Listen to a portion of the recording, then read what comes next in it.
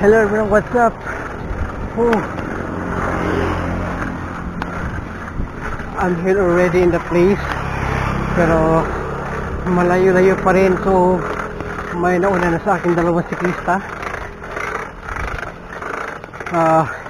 Yun, sinakyan nila, pero hindi ko kaya so hindi ko kaya talaga. So dahan-dahan na lang. So medyo may papel kasi dito eh.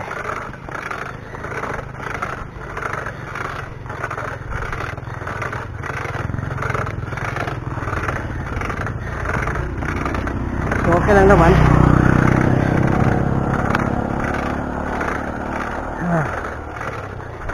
So mamaya may papel pa yan, yung may curve na yan. Pa-uphill pa din yan. So siguro tutulak na naman ako.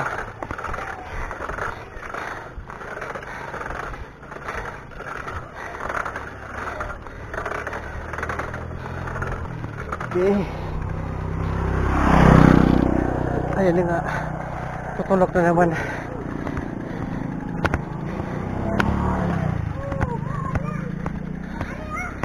So medyo hindi ko talaga kaya.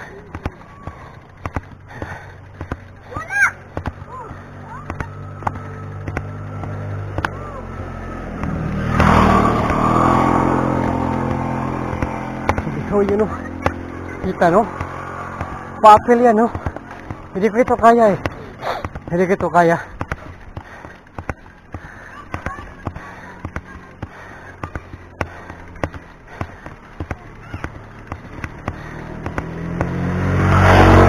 Kaya kung hindi mo na kaya, itulak mo na lang, hindi ba? Wala namang masama sa pagtutulak eh.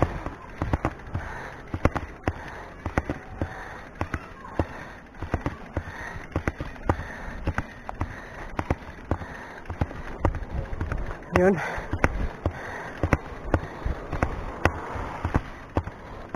Medyo malayo pa yung destination ko eh. Pero hindi na ako magtatagal doon.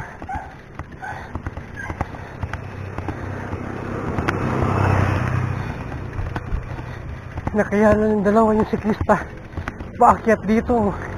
Kasi nasa kondisyon yung bike nila. Sa akin kasi walang kondisyon, walang upgrade eh. Wala ka akong pera pang pa-upgrade ng bisikleta. So kapag pa-upgrade ako, diba nangyari rin yung maingay yung kadena sa pagpa-jack mo. Yan yung problema.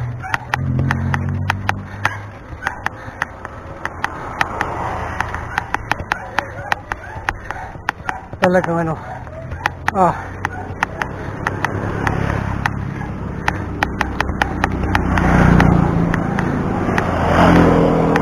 bakit pa rin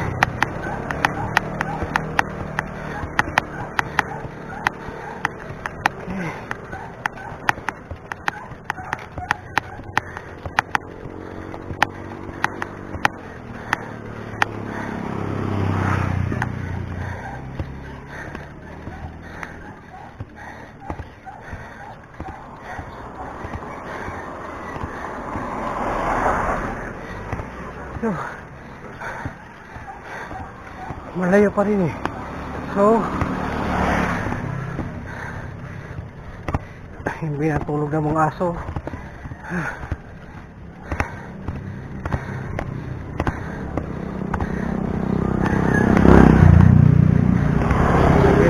Sa gitli ng karsada.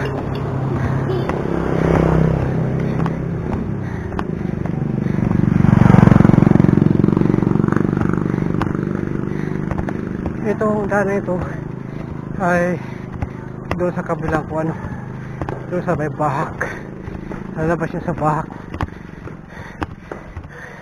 So dito kasi tayo papunta Santa Cruz na ito.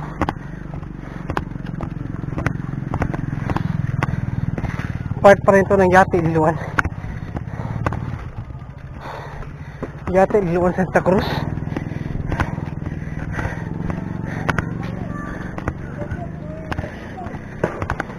Uy, medyo malayo-layo pa talaga.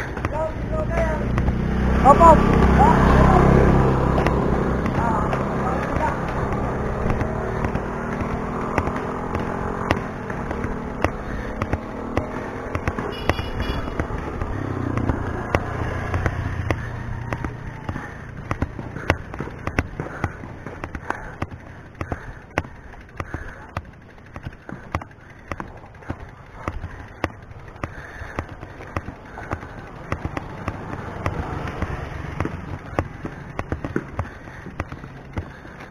So medyo malayo-layo pa talaga. Okay. Konting punak lang.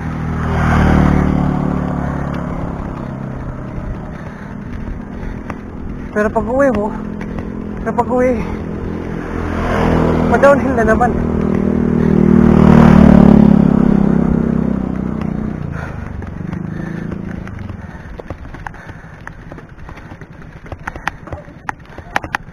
Oh, yun, sakit na. Sumakit na yung binti ko. Oh.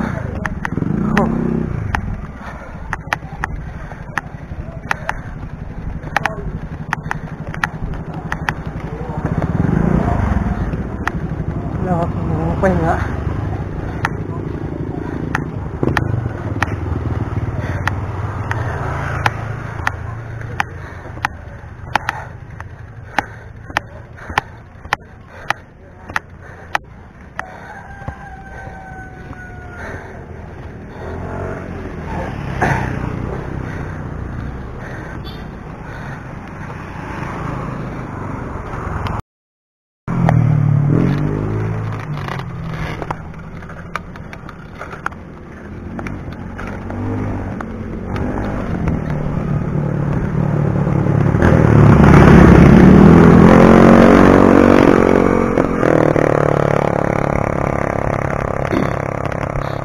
Ayun na, pa-downhill na ito. So medyo delikado rin kapag naka-downhill ka. Alam mo naman, diba? So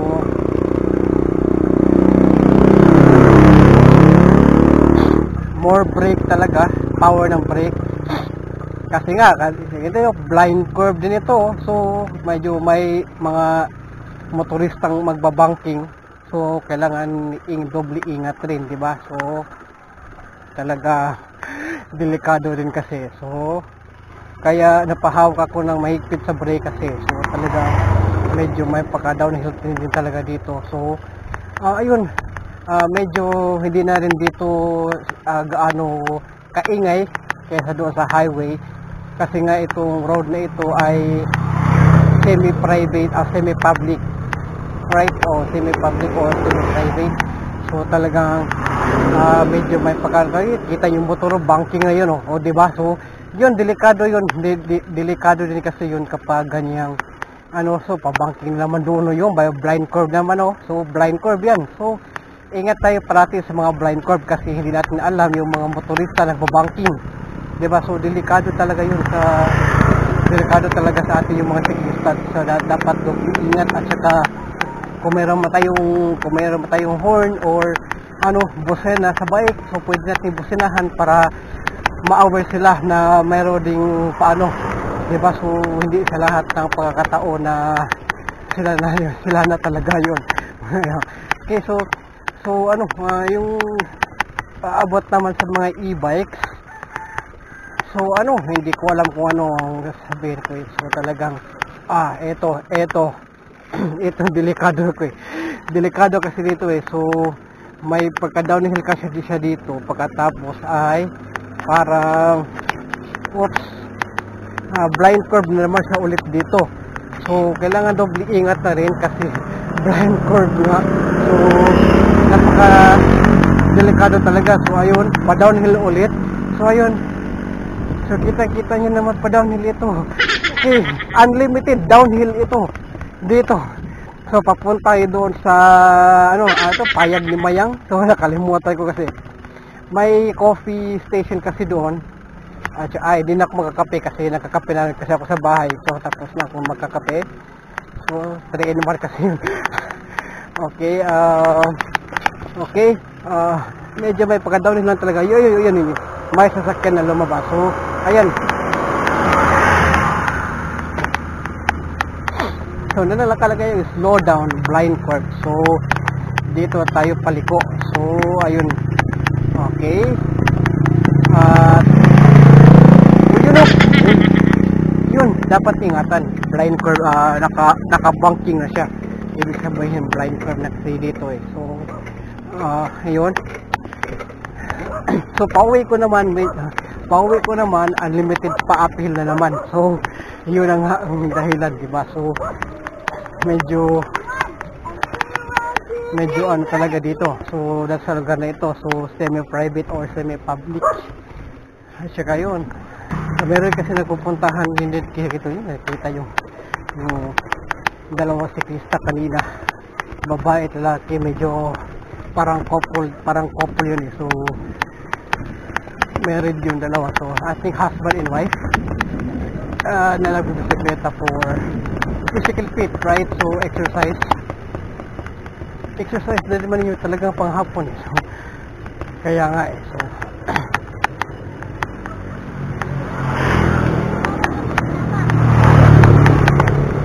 yun dito, Europe. Uy! Yun. Dito, banking mode dito. So, kaya hindi rin ako dapat magpapagabi. Actually, malapit na kasi 4:30, 4 o'clock. Na kasi ako nakaalis ng bahay. Kaya ayun, ganitong oras na naman ako uuwi. Right, so hindi ko pa naman na-charge yung aking headlight. Yun ang problema. Right, so hindi ko kailangan magpagabi sa daan kasi wala akong headlight, hindi ko na-charge. So konting silip lang ako dito, saka pabalik na rin. Konting silip saka pabalik. Yun yung ano ko dito. Kasi pag uwi ko, paakyat na naman. Akyat mode dito. So grabe layo. Doon sa payag ni Bayang. Yun oh. Ito hindi ko kaya to. Yun. Baba mode. So ayun na nga.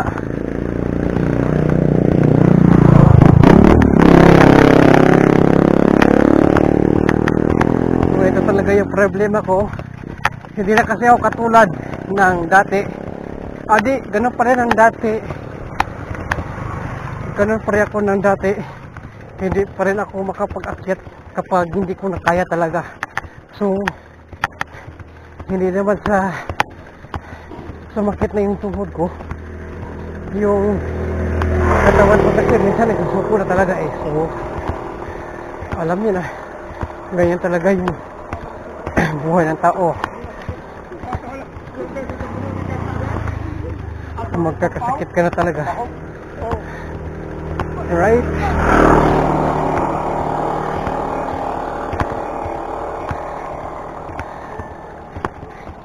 Yun, may malait na aso yung puppy. Naku, Daplin.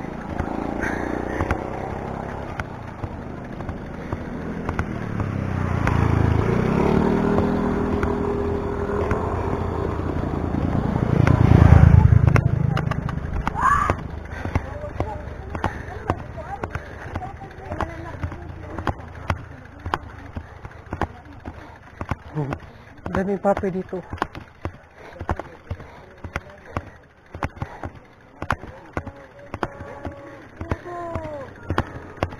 So ito talaga. Hihina talaga ako sa ganito. Hihina talaga ako.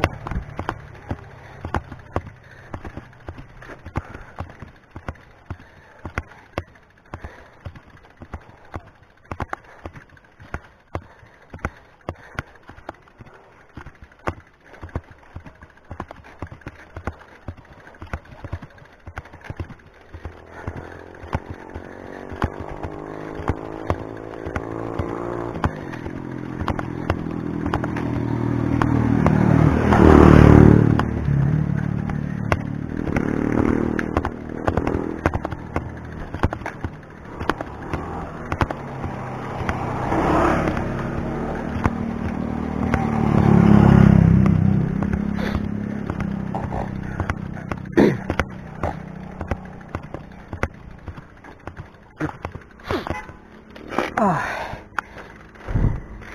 dito ang ewan ko, parang pa-uphill yata dito eh.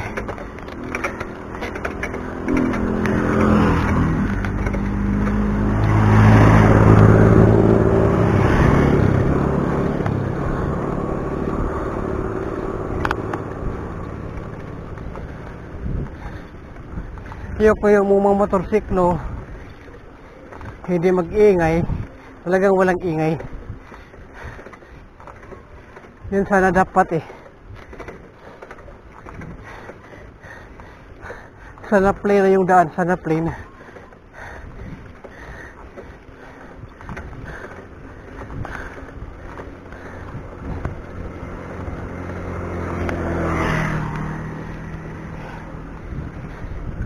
Parang yun yung kanina eh.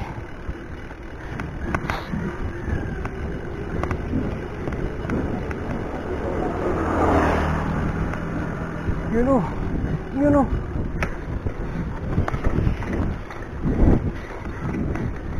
May pa... anong tawag doon? Hindi ko alam eh. Wala kasi sasakyan.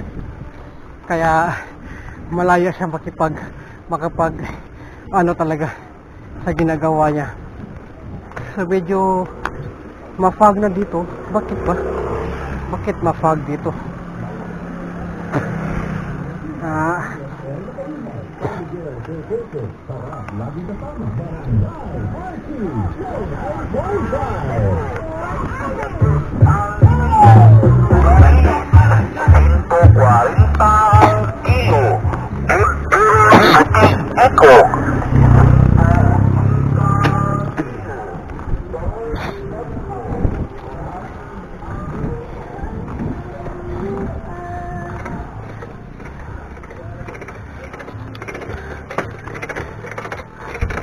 So paakyat dito konti.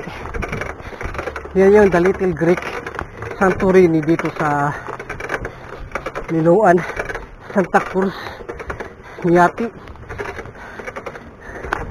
Santorini, The Little Greek. Mountain View Resort kasi ito.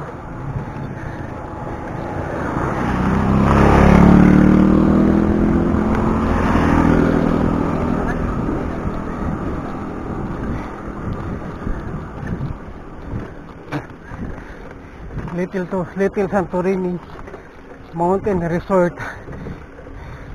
Ito yung parang Greeks. Kung meron lang kung pera eh, makapapasok ako eh. So para i-ano ko kayo dyan sa loob, diba? It's been a while na hindi ako nakabalik dito.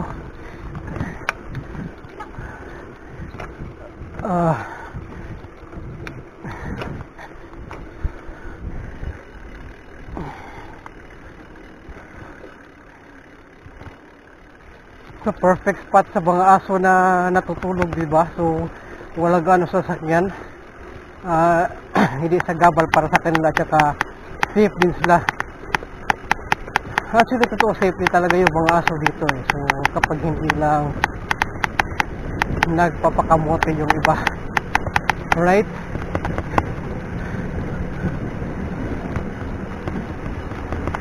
So malapit na tayo. So ang problema ko yung pag-uwi na lang.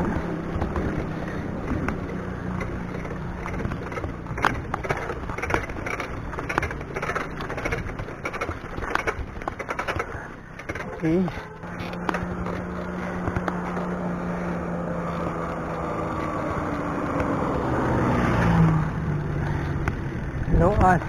Liloan Golf Leisure Estate.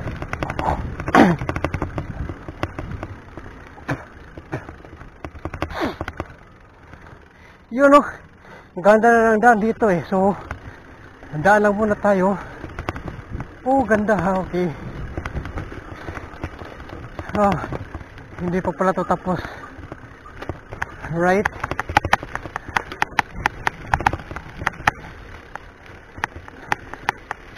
Yun, okay ng daan dito ah. Ayos ha, ayos yung daan. Kaso nga lang hindi ako pupunta dyan. So babalik ako sa pinanggalingan ko. Doon ako i-exit ulit. So kita ko na sa inyo itong daan dito. Kasi napakaganda na ngayon. Talagang ano, yun.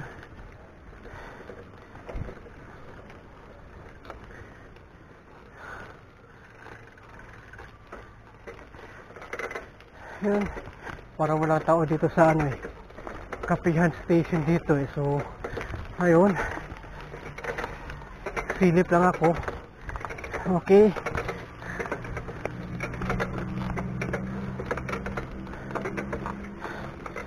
Okay.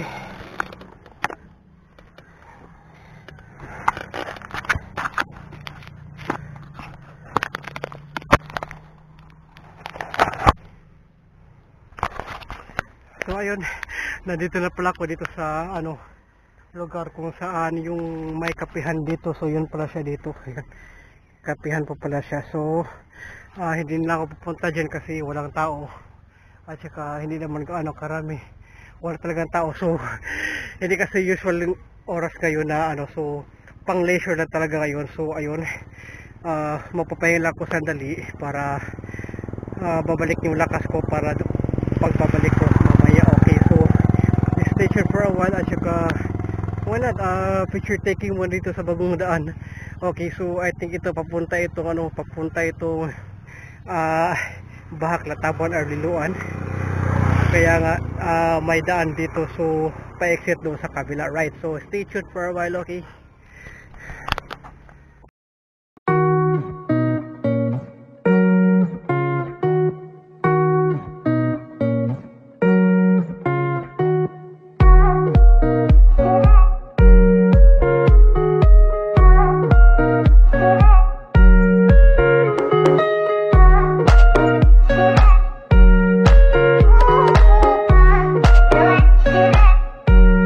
A few moments later.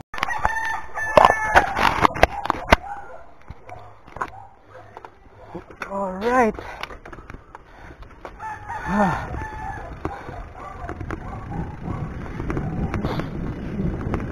Finally. Okay, finally, naka-abot rin ako sa pa-downhill na version. Okay. At saka, yun nga lang, medyo malalim. Right? So, talagang konting ano lang talaga, ingat. Kasi may mga aso din, no? So, at saka, I think naalala ko itong place eh. So, madilim na at saka, ayun, nataglay yung aso. Walang magawa yung aso. So, okay. It turns out that I've known this place. It turns out I've known this place already. I think nung naabutan ako ng ulan, dito yun eh. So, talaga naabutan ako ng ulan nun. Right, so dalawa yung iskina, dalawa yung daan. So, hindi ko alam kung saan dito. I think, para right.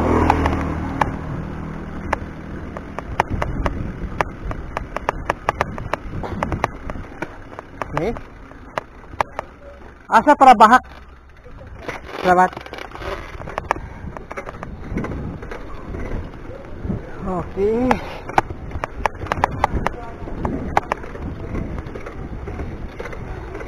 So, para right side, okay. So, medyo pareho lang sila eh. So, pareho lang talaga. Doon sa Yati at saka sa, dito sa Bahak.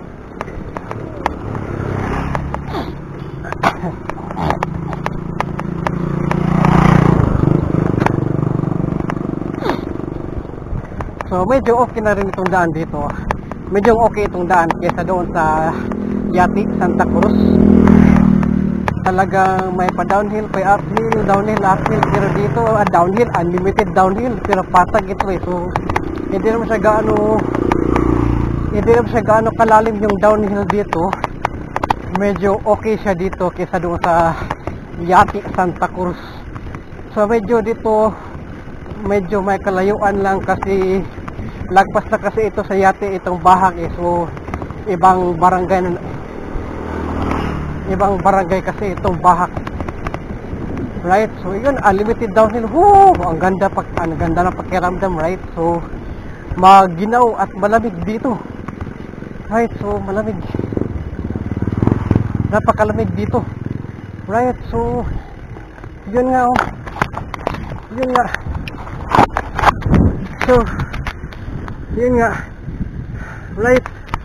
So maganda yung dito kasi hindi gaano ka steep downhill ba or uphill, pero okay din naman siya kasi yun nga, di ba? So yun, maganda dito, hindi gaano kaingay, right? So and also maganda sa pakiramdam kasi malamig dito.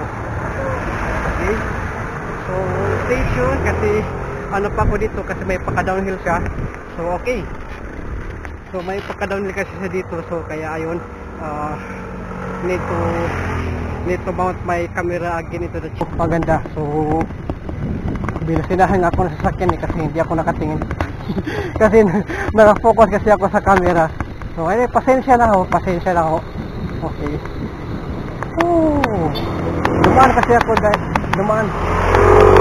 Dumaan ako dito dati.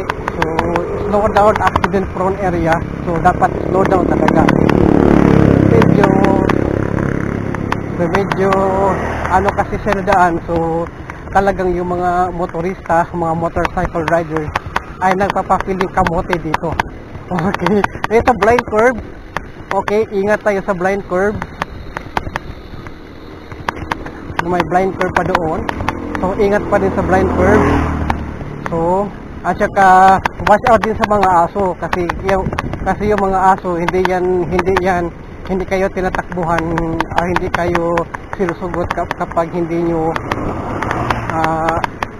iniistorbo yung ginagambala yung mahimbing na tulog nila. So yun po yung dahilan, right? So one thing for sure, diba? So para naman sa kaalaman nyo kung bakit kayo one thing, okay?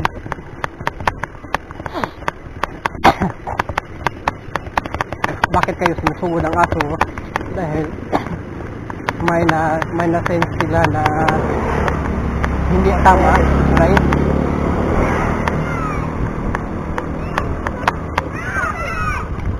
Okay.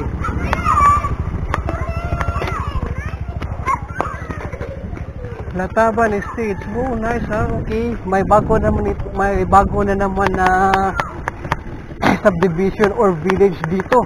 So grabe talagang development site talaga yung Liloan sa ganitong mga lugar. So ayun siya, and talagang may nararamdaman talaga ako sa gulong sa likod. Medyo may kulang sa hangin sa likod eh. So I think okay pa naman siya. So talagang may nararamdaman lang talaga akong kakaiba, right? So may tiwala naman ako. Okay, so na wala pong aberya. So dahan-dahan lang din sa pagbabike. So ride safe lang din, di ba? So ito, naabutan na tayo ng gabi. So yung nag-alarm na yung cellphone ko na 5:50, right? So 5:50 na yung nag-alarm na yung phone ko. So medyo gabihan na naman tayo sa daan. So hindi ko in-expect ito, right? Hindi ko in-expect na maabutan ako ng gabi. So I think parang mahaba itong vlog ko ngayon. So ikakat ko na lang yung mga errands dito. So marami kasi akong mga errands. Cut ko na lang, right? So at saka I think hindi na ito ilaw yung headlight ko kasi nalobat na talaga siya. Nakalimutan ko na i-charge ito eh. Pero yung taillight okay naman, at saka yung taillight sa aking helmet umiilaw pa rin siya. Okay, actually since 2021 hindi pa naglobat itong taillight sa helmet ko. Medyo malakas pa rin, long live pa rin siya. Right, so matagal maglobat kapag ganito kasi battery operated siya, hindi po siya rechargeable. Mas matagal kasi malobat itong ganito kaysa sa dito sa rechargeable. Right, so meron din naman ibang ilaw na rechargeable na matagal maglobat din. So ayun. Right, okay.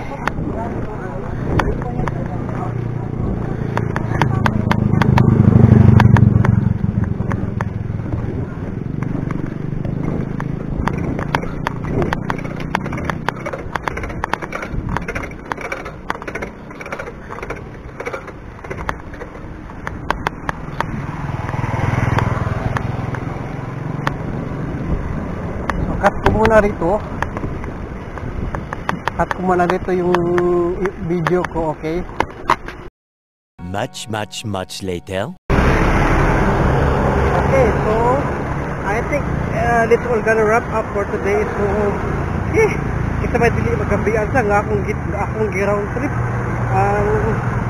Yasi Santa Cruz Lataban Bahak. Right, so okay, pero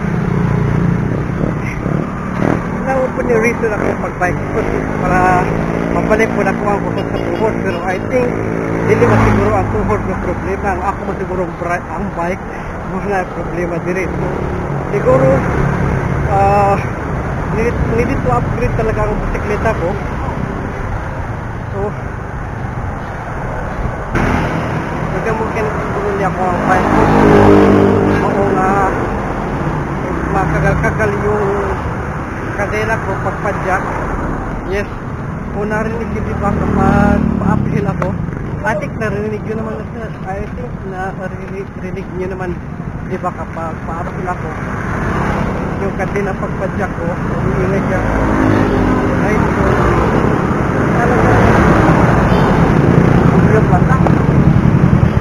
talaga yung bisikleta yung problema.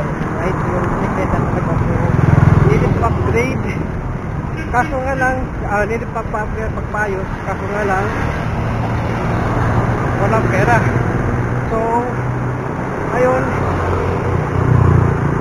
talagang, anong tawag dito?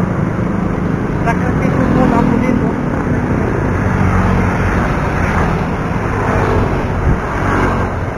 Talagang, nag-sakripisyo muna ako sa ganito, hanggang monetize ako at may paayos yung bisikleta ko para naman para naman depas kayo meron pa lang Mr. DIY dito malapit sa amin. So yun, ito pala siya yung Mr. DIY. So nagpaduol siya ko siya. Right, so nagpaduol din siya sa kuha. So namin din siya dapit sa insurance square sa Basak, and then karon na nas duol. So iligdaog na ko sa Bagudan na ano ni siya agis ito. Okay, right, so Mr. DIY, marami po mga mura dyan. So nationwide po yan at saka worldwide.